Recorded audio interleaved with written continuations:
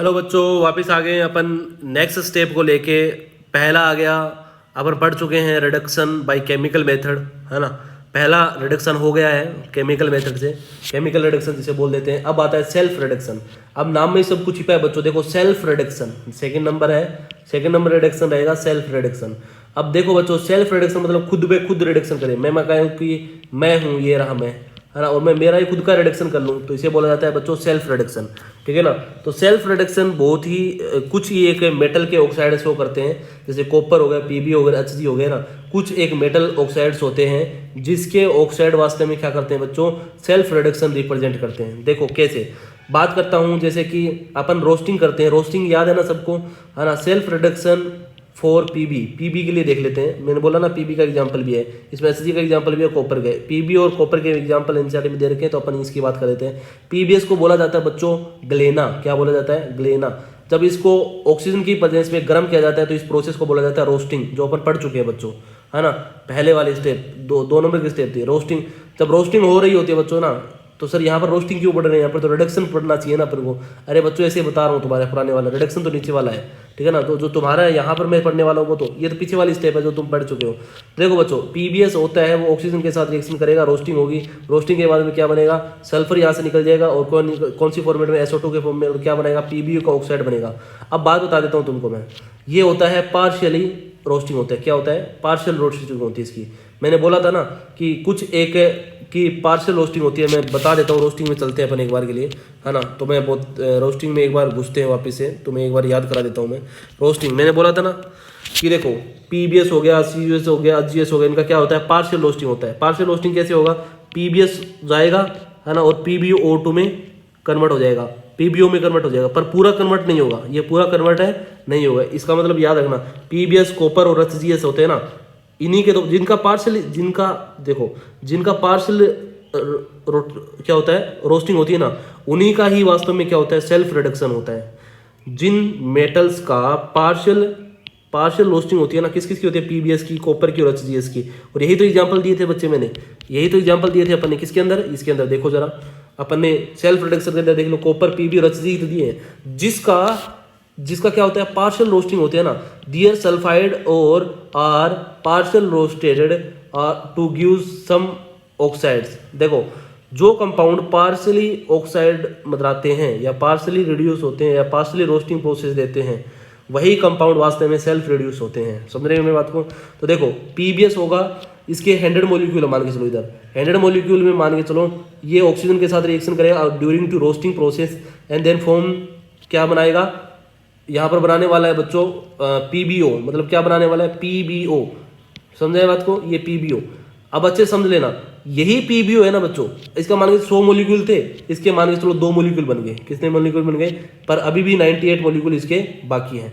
अब की बार अब क्या हो गया, ये पार्शियल रोस्टिंग होगी। अब क्या हो गया, पार्शियल रोस्टिंग होगी। अब आगे रोस्टिंग नहीं होगी, अब ये पीबीओ ही है ना, ये पीबीओ ही, ये पीबीओ क्या करेगा, इसे पीबीएस को खत्म करने की कोशिश करेगा। देखो यही पीबीओ है ना, अब क्या करेगा, प्रोडक्ट जो बना है वही रिएक्टेंट के पास जाएगा और बोलेगा चल आजा चलते हैं, है ना, दोनों एक साथ चलते हैं। तो इसके पास भी पीबी है, इसके पास भी पीबी है, दोनों के पास पीबी है, पर इसके पास सल्फर है, इसके पास है ऑक्सीजन है। तो यहाँ पर क्या होगा कि ये ऑक्सीजन होगा वो सल्फर के साथ चला जाएगा और दोनों पीबी अलग हो जाएंगे। ये रिएक्शन होगी हाई टेम्परेचर पे और एब्सेंस ऑफ ऑक्सीजन, क्योंकि देखो ऑक्सीजन की प्रेजेंट होगी तो रोस्टिंग होगा। अगर ऑक्सीजन प्रेजेंट रहेगा तो प्रोसेस चलेगी रोस्टिंग से। ऑक्सीजन की अपन को एब्सेंट करेंगे तो जैसे ही ऑक्सीजन अपन कम करेंगे ना, जैसे ही रिएक्शन सेकंड नंबर रिएक्शन चलेगी, ऑक्सीजन कर दो कम, ऑक्सीजन कम करती है रोस्टिंग तो बंद हो जाएगी और चलाना स्टार्ट हो जाएगा सेल्फ रिडक्शन। अब यहाँ से बच्चों सेल्फ रिडक्शन स्टार्ट हुआ है। तो सेल्फ रिडक्शन क्या होगा कि पीबीओ अपना ही ऑक्साइड खुद के ही और को क्या कर रहा है, रिड्यूस कर रहा है। जैसे देखो कि यहाँ पर पीबी+2 में है या नहीं है, तो इसको किस में लेके गया, 0 में लेके गया। समझ रहे मेरी बात को? तो अपना ही ऑक्साइड किसको कर रहा है, अपने ही और को क्या कर रहा है, रिड्यूस कर रहा है। हाई टेम्परेचर पर रिएक्शन होगी और ऑक्सीजन के एब्सेंस में रिएक्शन होगी, ठीक है ना। तो यहाँ पर ये ऑक्सीजन और ये सल्फर मिलकर क्या करें, SO2 गैस बाहर निकाल देंगे, जिसे बोला जाता है सेल्फ रिडक्शन। बच्चों यही होता है सेल्फ रिडक्शन। मेरे हिसाब से तुम बेटर समझ पा रहे होंगे, है ना। अरे हाँ या ना, बस यही सेल्फ रिडक्शन है। और अपन ने सेल्फ रिडक्शन किसका पढ़ लिया बच्चों, पीबी का पढ़ लिया, पीबी का। ऐसे ही अपन कॉपर का पढ़ेंगे। आओ कॉपर की थोड़ी बातें कर लेते हैं, आओ थोड़ी कॉपर की भी बातें कर लेते हैं।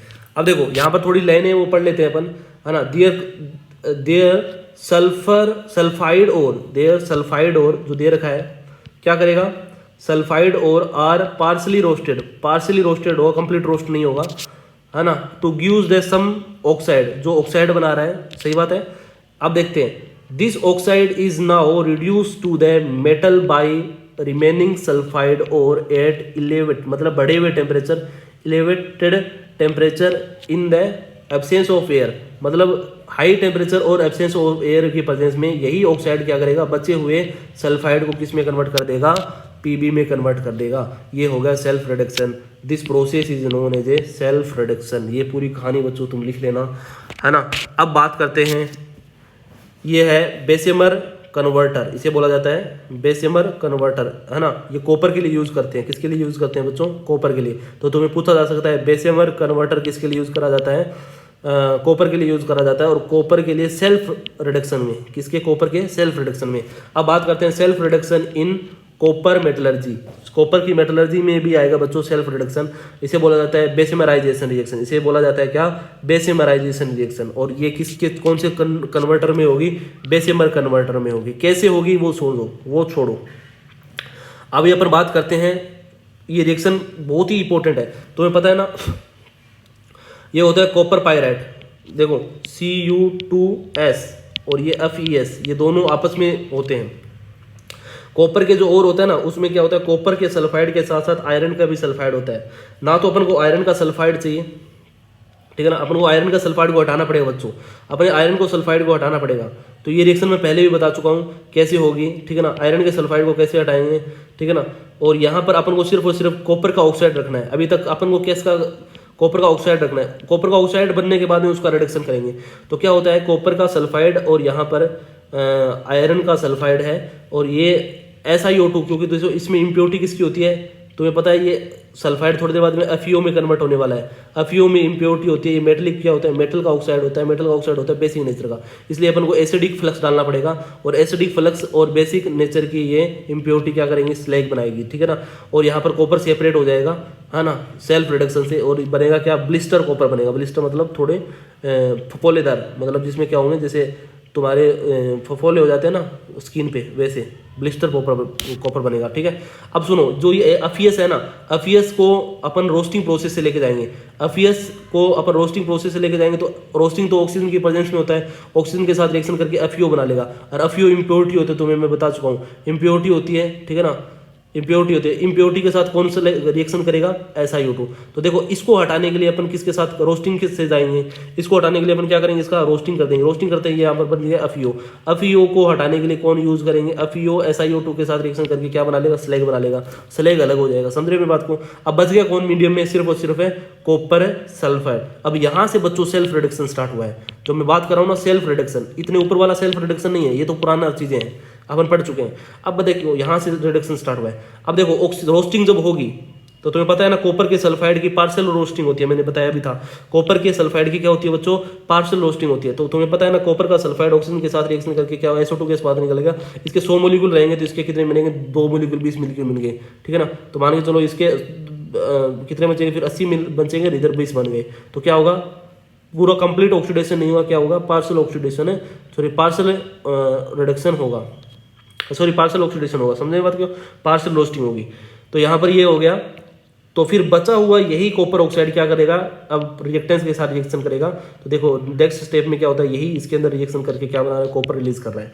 तो ये जो प्रोसेस है ना, ये जो प्रोसेस, ये है सेल्फ रिडक्शन, जो नीचे दे रहा है सेल्फ रिडक्शन ऑफ कॉपर नाम से।